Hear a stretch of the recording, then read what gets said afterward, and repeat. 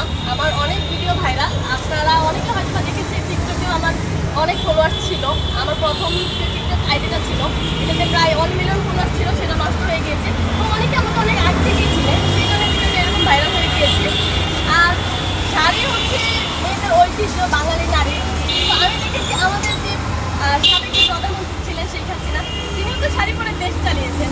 যে আমার সাবেক প্রধানমন্ত্রী ছিলেন আমাদের যে বেগম খালেদা জিয়া, তিনিও তো শাড়ি পরে দেশ চালিয়েছেন। যে আমাদের ডক্টর যে মেয়েরা আপুরা আছে, তারাও শাড়ি পরে তারা শাড়ি পরে ট্রাফিক কন্ট্রোল করাই যায়।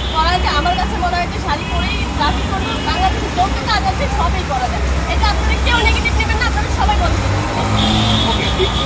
যারা দর্শক আপনাদের দেখছে তাদের বলবেন, যারা অনেক নেতিবাচক কমেন্ট করে শুধু বসে, তাদের কিছু আপনার কি বলার আছে? তাদের উদ্দেশ্যে একটা কথাই বলবো যে আপনারা আসলে বিবেক দিয়ে বিবেচনা করে দেখবেন আমার কাজটা আসলে উদ্দেশ্যটা এখানে কি ছিল, তারপরে আপনারা কমেন্ট নেগেটিভ বা পজিটিভ যাই করেন, তারপরে আপনারা এখন কি আপনার ভিডিও বানানো বন্ধ করে দেবেন? আপনি তো রেগুলার ভিডিও বানাচ্ছেন, শর্ট ভিডিও তৈরি করেন বা টিকটক ভিডিও বানানো বন্ধ করে দেবেন? না, আমি ভিডিও বানানো বন্ধ করবো না।